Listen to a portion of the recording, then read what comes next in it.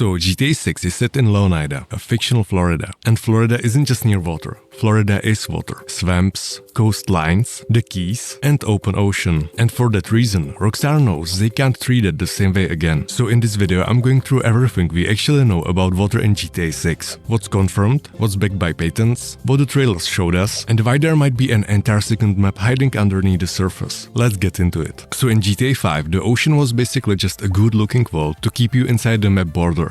Sure, you could drive a boat, swim around or dive, but in a very basic way. And yeah, it looked great for 2013, but underneath all that, it was very basic. And since it's 2026 and GTA 6 is set in Florida, Rockstar has to take a very different approach this time. But before we talk about what you can do in the water, let's talk about how the water actually works, because this part matters. Back in 2023, a French outlet called Rockstar Mag published a report based on their own sources. And the main takeaway from that report is this: Rockstar has built real-time physically simulated water. Not pre-calculated, actually simulated in real time inside an open-world game. And it's never been done before at this scale. This technology has existed in film and 3D software for years, but running it live inside a playable game with a dynamic open world, that's something new. According to the report, the team behind this is called the Rage Technology Group, a subdivision of Rockstar San Diego, the same studio that built the original Rage engine back in 2006. Around 20 engineers, deep expertise in real-time physics, linear algebra and matrix mathematics. These aren't game designers. These are people who do fluid simulation as their entire job. Now, there are also multiple patents held by Take-Two Interactive that are directly relevant here.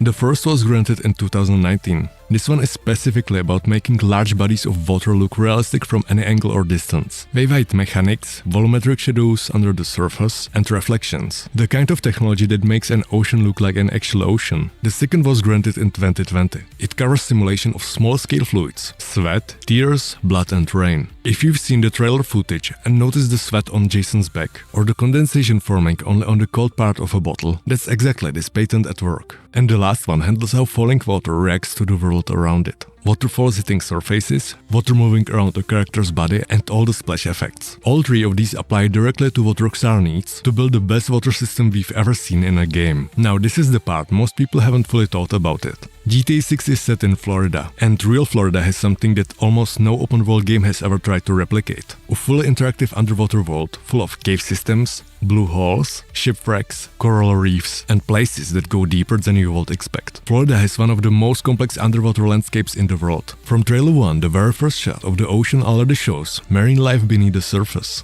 Dolphins skipping across waves and a shark visible below. That's one of the first things Rockstar chose to show us. Water and what's living in it. And trailer 2 went even further. We get a screenshot that looks like a tease of actual scuba diving, with characters exploring underwater environments alongside turtles, fish and eels in what appears to be Leonida Keys area. And looking at this screenshot, the underwater lightning, the coral and the marine life density, it really looks like they are trying to make this environment as interactive and as playable as the rest of the map on land. And there's a detail that makes this even more interesting. A location called the Rusty Anchor apparently has a sign inside referencing something called Hurricane Roxy. It might be a hint toward extreme weather and what it could do to the underwater environment. Storms, floods and shifting water conditions. What's accessible underwater might not always stay the same. It could change dynamically. Now here's something big I haven't seen many people talk about. Florida's famous underwater cave systems. Places like the Vacula Springs, the Blue Hole near Isla Morda, and the springs in the North Florida. These are genuinely complex underwater caves. And since underwater caves are a big part of real Florida, I expect Rockstar to recreate some version of them in GTA 6. Full of treasures, explorable locations, and the kind of Easter eggs Rockstar loves hiding in places most players never look. Because if Rockstar is building this world with the same level of detail they put into Reddit's wilderness, things like predator-prey cycles, dynamic weather, and animals reacting to the world around them, I'm sure they will push the underwater experience just as far. I really think it's going to be on a level of detail that would arguably make it a second map of GTA 6. Same game, but different rules and different navigation. The leaked documents also mention salvage missions as repeatable activity, underwater looting, shipwreck exploration, underwater photography,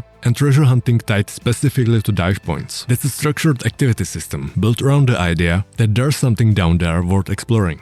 And if they build cave systems deep enough to need proper scuba gear to navigate, with their own loot, their own encounters, and their own wildlife, that's not a side feature, that's a whole layer of the game that a lot of players will barely realize is there. So I suspect Rockstar will have some smart game design around this. A well-crafted story mission that forces you underwater and shows you what they actually built down there, to make you realize what a massive underwater world is waiting for you in free roam. And Rockstar also filed a patent related to NPC navigation, one we touched on in the video about NPC AI, but in terms of water, it's essentially a routing system for boats, jet skis, diving NPCs and marine life, and it accounts for things like water depth, obstacles, and how busy a waterway is at any given time. We saw a little bit of this in RDR2 with NPCs using boats and kayaks, but in GTA 6 we can expect NPCs plotting realistic routes through water and actually avoiding shallow areas, marine police blocking off canals, people running fishing tours, or just joyriding on the water, and NPCs that behave like people who actually live near the ocean. The trailer footage already shows yacht parties offshore, music,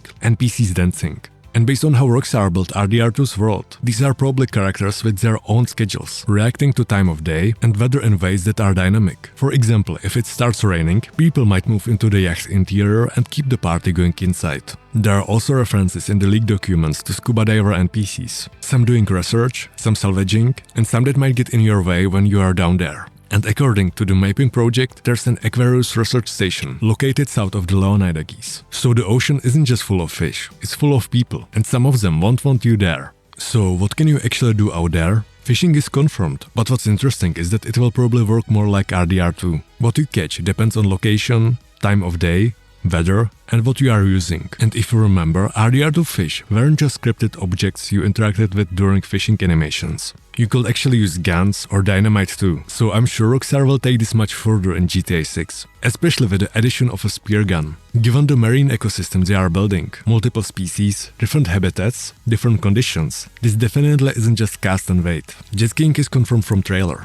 And kayaking is confirmed too, there's a screenshot near Mount Calaga, and boat customization appears in leaked files and in a trailer too, which makes sense given how much of the game centers around water. Also, Rockstar's own website described the Leonida Keys as some of the most beautiful and dangerous waters in all of America, which to me is teasing at smuggling and cartels. And we also know that leaked documents mention salvage missions, drug smuggling routes led to the Leonida Keys, water-based races, and underwater combat with spear guns. Some of these are more firmly supported than others. Smuggling, for example, ties directly to characters like Brian, Cal and Jason, all of them connected to the Brian's boatworks and marina in some way, with Brian likely being the one sending Jason and Cal on these jobs. So smuggling has solid backing compared to the speculations about surfing or Cuba being a visitable island. While those have been teased by flags and surfboards in some shots, they are still just rumored leaks and haven't been explicitly confirmed by the most credible sources yet. So what does this all mean? Rockstar has a dedicated team that built real-time water simulation, something that's never been done in a playable open-world game before. Take-Two holds multiple patents covering everything from how fluids move on a character's skin to how an ocean looks from altitude. Both trailers show water that's visually beyond anything in both GTA 5 and Red Dead Redemption 2. And the underwater environment, based on what's confirmed through leaks, trailers, and official materials, looks like it's built to be fully explored. So Leonida's underwater world definitely won't be empty. So what are you most looking forward to that's related to water in GTA 6? Let me know in the comments. If you want more GTA 6 videos, like and subscribe, and I will see you in the next one, boys.